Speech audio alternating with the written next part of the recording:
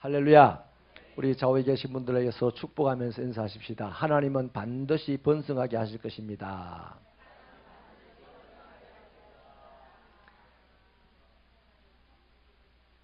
우리 또 성경의 인물들이 하듯이 말을 하듯이요. 좀 더 성령님을 의지하고 자신만만하게 축복을 해주시기 바랍니다.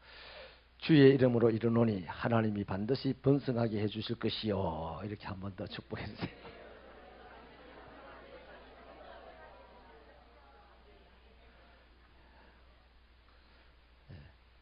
믿습니까? 하나님은 반드시 번성하게 해주십니다. 안 될 사람은요, 다시 인생을 두드려 패서 바꿔가지고 번성하게 해주시는 분이 하나님입니다. 여러분 시편 119편 71절에서요, 하나님의 사람이 이렇게 고백을 합니다. 고난당한 것이 내게 유익입니다. 이것 때문에 내가 주의 율례를 배우게 되었습니다. 이렇게 해요. 그러니까 여러분 잘 들어보셔야 됩니다. 고난을 당했더니 내가 벼락부자가 되었습니다. 이런 건 아니에요. 고난을 당했더니 내가 벼락부자가 되어서 고난이 내게 유익입니다. 이렇게 얘기한 게 아니고, 고난을 당한 것이 내게 유익이었는데 주의 율례를 그때 배웠다. 이렇게 얘기를 합니다. 그러니까 이제 이해가 이렇게 되는 거죠. 고난을 통해서 하나님의 말씀을 드디어 깨닫게 되고, 그 깨달은 말씀을 붙잡고 고난과 싸우게 되어서 그가 나를 아시나니, 뭘 아십니까? 내가 반드시 성공할 자임을 아시나니 내가 단련을 받은 후에 정금같이 나아가리라. 그 정금같이 나가는 사람이 되는 거예요. 그 우리는 내가 예수 믿는다. 내가 예수 믿는다. 이렇게 딱 생각하고 그 다음 다 갈로를 쳐서 잊어버리면 이불로 덮어놔요. 그거 덮어가지고 뭐 매주 담으려고 그러는지 모르겠지만 갈로를 쳐서 다 덮어놓고 나는 예수 믿는다. 그러므로 나는 반드시 잘 된다. 이렇게만 생각을 하고 있는 거예요. 그런데 예수를 믿는데 반드시 잘 되는 그것이 저 뒤에 있어요. 뒤에. 예수를 믿으니까 내게 뭐가 온다? 고난이 오는 거예요. 그 고난이 오니까 내가 믿는 예수의 말씀을 깨닫게 돼. 그 고난이 왔다 하고 막 놀래서 막 이러는 순간에는 예수님 말씀을 못 깨달아요. 그 고난이 왔을 때 정신을 바짝 차리고 깨어 근신하여 정신을 바짝 차리고 이런 때 하나님이 어떻게 하라고 하셨을까 하고 막 살펴보고 기도하다 보면 하나님의 말씀을 깨달아요. 그래서 그 말씀을 가지고 이제 고난과 한번 싸우면서 나가보는 거예요. 아니 고난 속에서 기다려보는 거예요. 고난을 견뎌보는 거예요. 그러면 반드시 고난이 지나가지 내가 지나가지 않는다니까. 아멘. 말씀은 반드시 이루어집니다.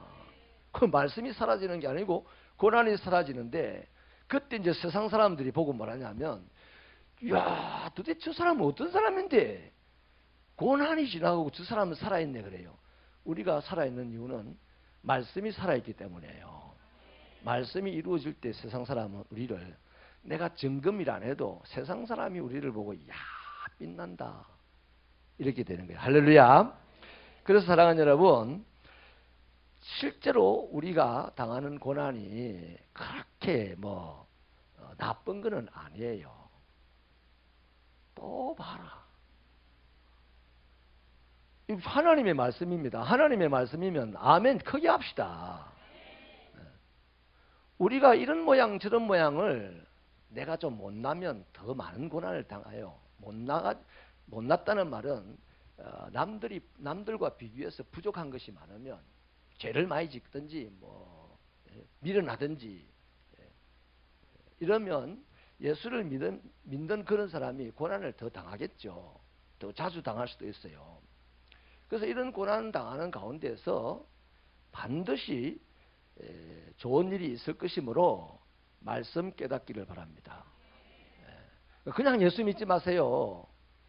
예수를 믿어가면서 말씀을 자꾸 깨달으시고 말씀을 분석하면 도라이 됩니다. 도라이. 말씀을 분석해서 알겠다고 이렇게 자꾸 공부하고 파다 보면 이단 가거나 도라이 가거나 그럽니다. 그런데 말씀을 순종하려고, 왜? 그 말씀에 붙어 있어야, 순종해야만 고난이 지나가는 거예요. 아멘. 그래서 단순하게 말씀을 순종하려고 말씀을 듣고 배우고 깨달으면요, 아주 정신이 따뜻해집니다. 그래서 어떤 고난 앞에서도 그 말씀을 가지고 견뎌보는 거예요. 그 사람만 이기는 겁니다. 근데 얼렁뚱땅 이기는 법이 전혀 없어요. 전혀 없어요. 절대로 없어요. 절대로 없어요. 그러면 큰 고난을 닥친 사람은 어떻게 되겠습니까? 정말로 예수를 믿고 말씀을 깨달아서 그 말씀 붙잡고 고난을 마주하면 큰 고난이 올수록 어떻게 된다? 더 큰 축복을 받는 거죠. 고난의 이면에는 반드시 큰 축복이 있어요. 고난에 비교할 수 없는 큰 영광이 있다고 바울 사도가 말씀을 하셨지 않습니까? 오늘 본문의 이 이스라엘의 역사 이야기도요, 바로 그 점을 지금 보여주고 있어요. 애굽에 살던 이스라엘 백성들이 요셉을 기억하는 그 시대에 이 애굽은 힉소스라고 하는 셈족 왕조였습니다. 그래서 요셉과 같은 민족이었어요. 근데 이제 요셉을 모르는 사람이 그 반정을 일으켜서 왕조를 다시 세웁니다. 그러니까 그 와중에 요셉으로 말미암아 이스라엘 백성들이 굉장히 편하게 잘 살았어요.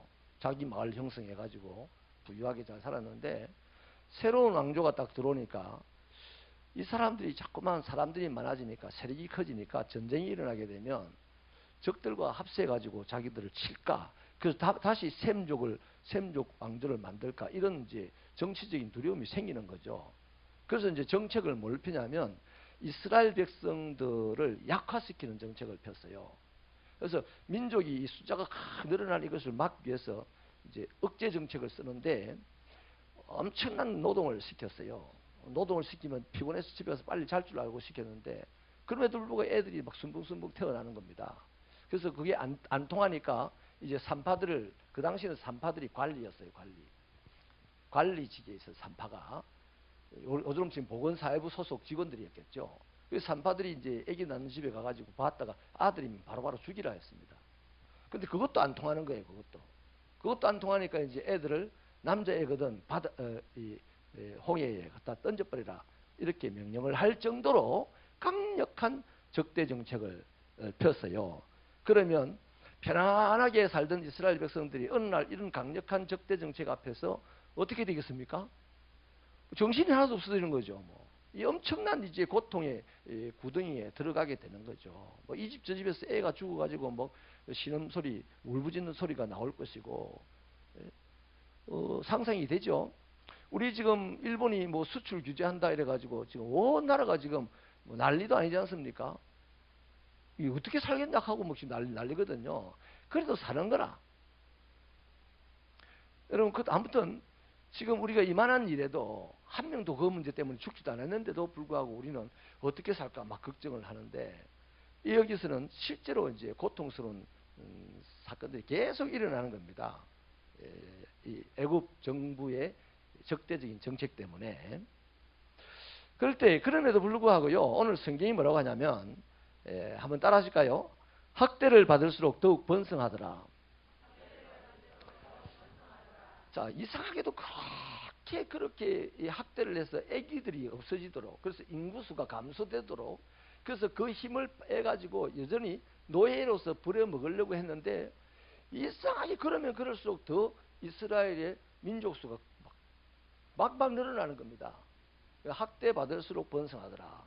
고난을 당할수록 더 잘 되더라 이거예요. 누가? 이스라엘 백성들이. 하나님의 백성들이 잘 되더라는 것입니다.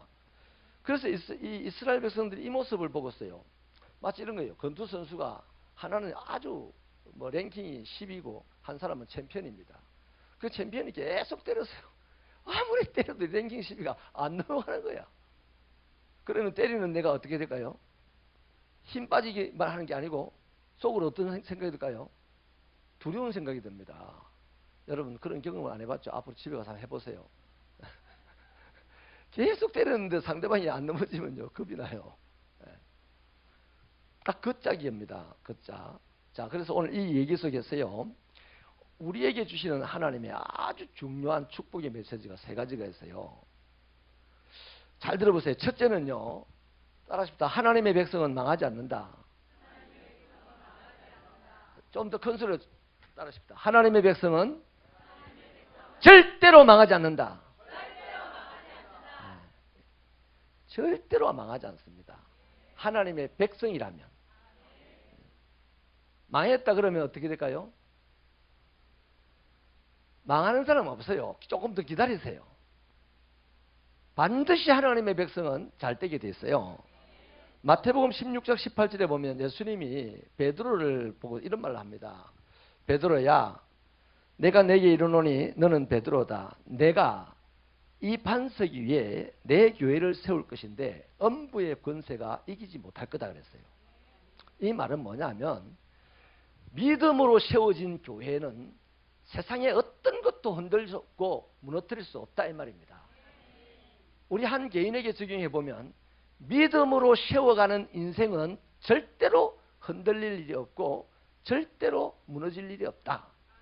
이것을 분명하게 체험한 사도 바울은 사방으로 우겨쌈을 당한다 할지라도 내가 쌓이지 아니하고 거꾸로뜨림을 당한다 할지라도 내가 무너지지 않는다 했습니다. 아멘. 그런 겁니다. 꼭 믿으시기 바랍니다. 오늘 내가 가난합니까? 오늘 내게 어려운 일이 생겼습니까? 오늘 내게 심란한 일이 생겼습니까? 오늘 내게 착 빠집니까? 그것 때문에 내가 앞으로 인생이 안 될 것 같습니까? 아니에요. 그것 때문에 인생이 더 잘 될 겁니다. 말씀을 붙들고 견뎌내기만 하면. 할렐루야. 여러분 지난 세월을 한번 보십시오. 2000년 세월 동안에 교회를 무너뜨리기 위한 세력들이 수도 없이 일어났습니다. 제일 최근에는 공산주의가 교회를 무너뜨리려고 했습니다. 그런데 공산주의가 러시아의 교회를 다 무너뜨릴 줄 알았는데 70년 후에 공산주의가 무너지니까 어디에 숨어 있었는지 모르는 기독교인들이 막 일어났어요. 지금 러시아는 그리스 정교회가 러시아 정교회가 러시아 전체를 지금 좌지우지하고 있어요. 할렐루야. 그래서 교회는 어떤 박해를 받았어도 건재했습니다. 어떤 때는 이단이 무너뜨리려고도 했고 어떤 때는 사상이 무너뜨리려고 했고 수많은 세력들이 교회를 무너뜨리려 했지만 교회는 안 무너졌어요. 예수님 말씀이 맞아요, 틀려요? 맞아요. 저와 여러분도 한 개인도 하나님을 모신 전입니다. 교회입니다. 교회. 그러면 우리는 어떤 교회? 인생을 살아가는 교회라고요. 교회가 믿음으로 세워졌으면 무너지지 않는 것처럼 우리의 인생을 믿음 위에서 살아가는 것 같으면 절대로 무너지지 않습니다. 인생을 믿음 위에 세워놓고 살아가는데 가난해질 수 있어요. 병들 수 있어요. 사업이 망할 수 있어요. 그러나 무너지지 않습니다. 반드시 그 고난 가운데서 그 믿음으로 말씀을 가지고 견뎌내면 고난의 갑절의 영광이 있을 줄로 믿으시면 아멘. 자, 왜 그렇습니까? 왜냐하면 하나님이 믿는 자들의 방패고 피난처이기 때문이에요. 네? 그래서 고난을 당하는 사람들은요, 믿음의 사람들이 고난을 당할 때는 특징이 분명합니다. 하나님을 찾아요. 보통 사람들은 고난을 당할 때 절망을 합니다. 그런데 믿음의 사람들은 고난을 당할 때 절망하는 대신에 주여!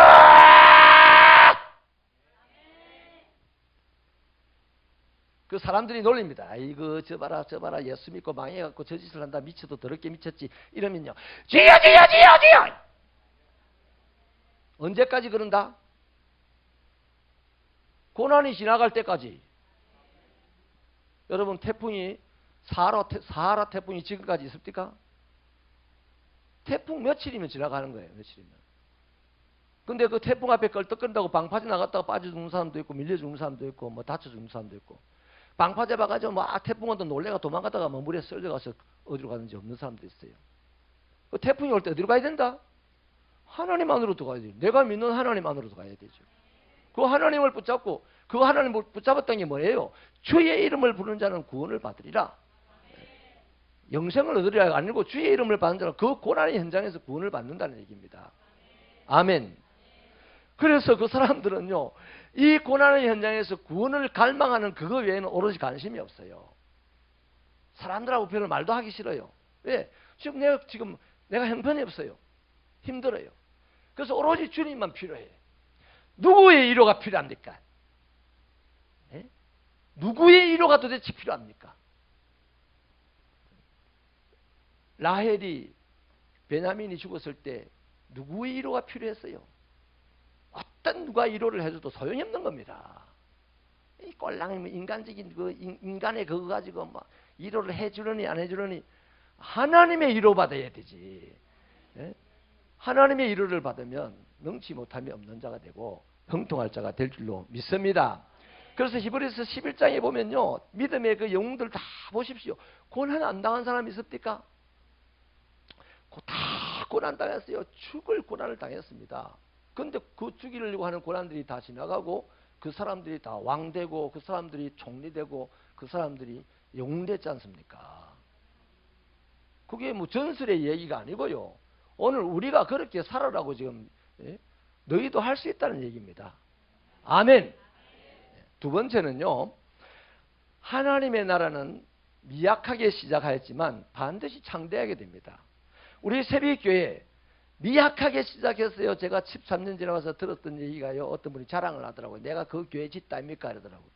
근데 지을 때 참 재주가 없어가지고 짓고 좋다고 집에 갔는데 벽돌을 이만큼 쌓아놓고 집에 갔는데 다음날 보면 벽돌이 다 무너져 있더래. 그렇죠. 벽돌은 요만큼 쌓고 마르기를 기다려야지. 그리고 또 이만큼 쌓아야 되죠. 근데 하나님을 사랑하는 마음이 있어가지고 빨리 지을 거라고 이만큼 쌓았다가 집이 와르르 무너지고 다음날 또 고생했다는 그런 자랑스러운 얘기를 들었습니다. 그때 참 미약했어요. 근데 지금은 창대합니다. 이 맥스님 매일 꼴랑 이 정도 모인 거 가지고 창대하다고 합니까? 창대할 것이 안 보입니까? 안 보여요. 새벽교회가 박나무에도 있고 박홍에도 있고 거기서 찬양을 하는 소리가 안 들립니까? 안 들리거든. 한번 갔다 오세요. 갔다 오면 들려.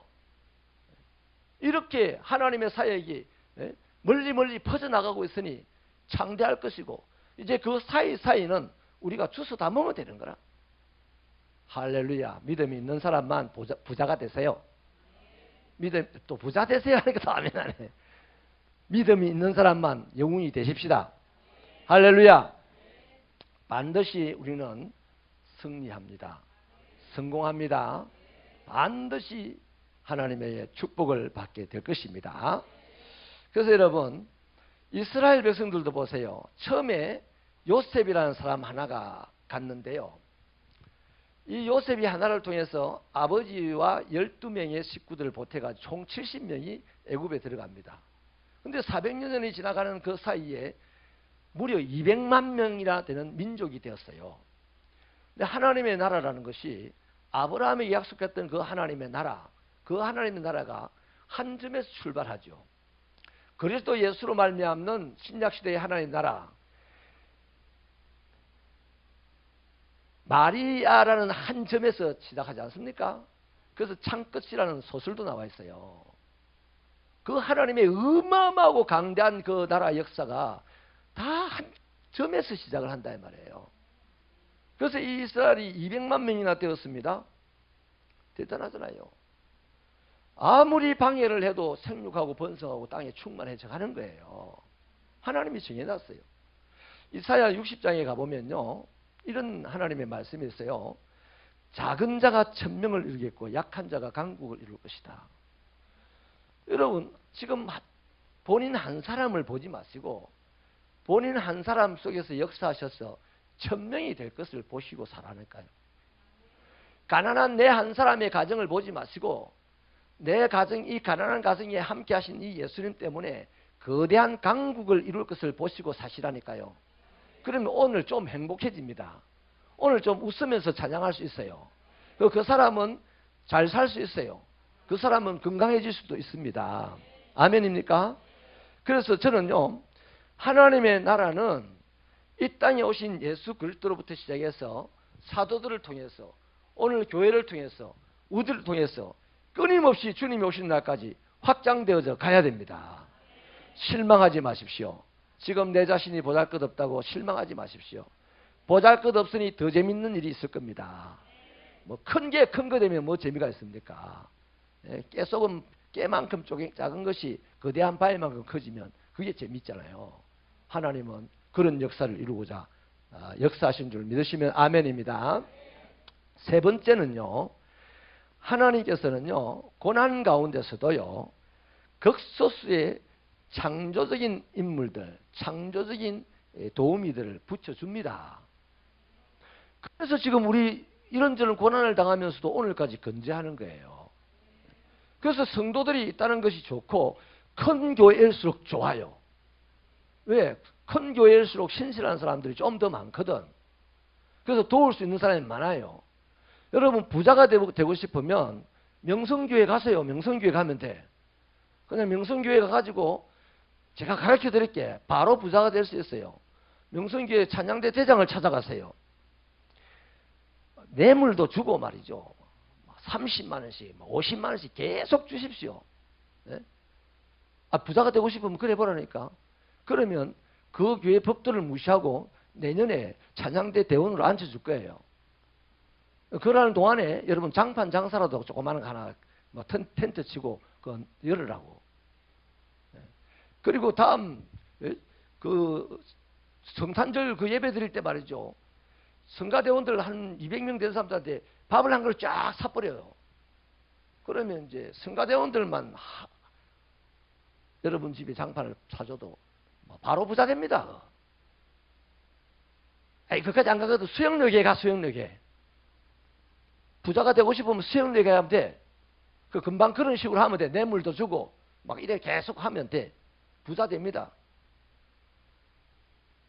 우습게 들리나 뭐야. 실제로 우리 예수 믿는 사람 그래 많이 하잖아요. 근데 여러분 그래 안 해도 아까 말씀드렸죠. 고난 가운데서 하나님의 말씀을 깨달아서 그 말씀으로 견뎌내는 그 사람은 하나님이 창조적인 소수의 도우미들을 반드시 붙여줘요. 붙여줘요. 오늘 누굽니까? 이 고난당하는 이스라엘 백성들에게 붙여준 하나님의 창조적인 도우미가 누굽니까? 부하와 십보라입니까? 예, 십보라와 부하죠. 그래서요, 이 사람들이 도움이야. 왕은 자기 관리에게 죽이라고 명령을 했는데 이 관리는 왕의 명령을 거절하고 안 죽였어요. 선을 베풀었어요. 그래서 나중에 하나님에게 이 사람들도 축복을 받습니다. 그 사람 축복을 받으면 중요한 게 아닌데 여러분이 복을 받아야 된다니까. 뭐 십보라 있는 사람도 축복받으면 하나도 안 중요해. 여러분이 복을 받아야 돼. 그런데 여러분이 받은 복이 뭡니까? 그런 사람들, 선한 도우미들을 하나님은 반드시 붙여줘요. 여러분의 도우미가 지금도 있어요. 내가 교만해서가 아닙니다. 하나님은 저를 그러라고 여러분 앞에 보낸 거예요. 여러분에게 잘 살 수 있는 길, 능력으로 살 수 있는 길을 제시하라고 보내준 사람이 저잖아요. 그래서 저의 말은 땅에 떨어지지 않는다고 저는 확신합니다. 여러분의 가슴 속에서 열매 맺기는 여러분 재량껏 하세요. 반드시 여러분 이렇게 하나님께서는 절망할 수밖에 없는 그 고난 가운데 있는 사람들에게도 견딜 때 도우미들을 붙여주셔서 살 길을 주시더라는 겁니다. 아멘이에요. 엘리야를 한번 보십시오. 엘리야가 하나님만을 섬기겠다고 아합 왕에게 그렇게 선포했을 때 하나님이 도망을 가라 했어요. 그 그리 시내가로 도망을 갔습니다. 그리 시내가에 도망을 갔는데 하나님이 붙여준 창조적인 도우미가 뭐예요? 까마귀. 우리 잘 알잖아요. 까마귀. 그냥 아무한테나 하나님이 그런 까마귀를 보내주는 게 아니고 고난 가운데서 말씀을 깨달아 그 말씀을 가지고 그 고난을 견뎌내는 사람, 그 사람에게는 까마귀도 보내기도 하고 온갖 것들을 보냈어서 하나님의 보살핌을 제공을 한다는 겁니다. 저는 너무너무 많이 체험했어요. 저도요, 사업을 하다가 망해가지고 우리나라 그 뭡니까 이 카드 와리깡 범죄 1호쯤 될 것 같아 내가.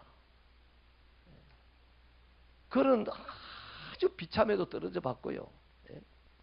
병들어 가지고 비참에도 떨어져 봤고. 그러나 그때마다 하나님께서 내 힘으로 살아본 적이 없어요. 하나님께서 그때마다 많은 사람들이 비난을 하더라고. 저거 금방지게 행동할 때 알아봤다. 뭐 이런 소리 막 대놓고 하고, 교회 오지 마라 당신은, 뭐 이런 소리도 하고 이러더라고. 우리 새벽교회 가운데서 실패해가지고 교회 오지 마라는 소리 들어본 사람이 있어요? 인상만 살짝 써도 나 이 교회 안 와, 이런 사람들 들어있더라고. 그런 가운데서도요, 그렇게 비참하게 어려움을 당하는 가운데서도 하나님은 아주 창조적인 사람들을 보태주셔가지고 피아노도 사주기도 하시고요. 할렐루야. 온갖 뜻으로 도와주시더라고요. 그래서 지금까지 생존해 왔습니다. 그날에 비하면 지금 저는 창대하게 된 것 같아요. 할렐루야. 그렇습니다. 말씀을 마칠게요. 하나님은 자기 백성이라고 선택한 사람을 버리지 않습니다. 어떤 잘못을 해도 버리지 않습니다. 그런 아무리 심각한 잘못을 해도 버리지 않는데, 환경이나 재앙 때문에 어려움을 당한다고 하나님이 버리겠습니까? 미련하다고 버리겠습니까? 안 버려요. 반드시 우리의 눈을 뜨기를 바랍니다. 이제 그래서 고난이 찾아왔을 때는 하나님의 말씀을 깨달아서 그 말씀 붙잡고 고난을 견뎌내세요. 그러면 그 사람의 입에서 나온 소리는 뭐냐면, 여호와는 나의 목자시니, 이런 찬양이 나와요. 그 찬양이 빨리 나오기를 바랍니다. 왜냐하면 우리 교회는 해야 될 일이 많아요. 우리 차정옥 집사님이 80살쯤 돼서 그런 일이 벌어지지 않고 한 3년 안에 벌어지면 좋겠어요. 그래야 선교도 하지. 80살이 돼가지고 선교해가지고 가겠나? 못 가지. 빨리 오면 좋겠어요. 이런 축복의 역사가. 원하시면 두 손 들고 아멘! 더 큰 소리로 아멘! 기도하십시다.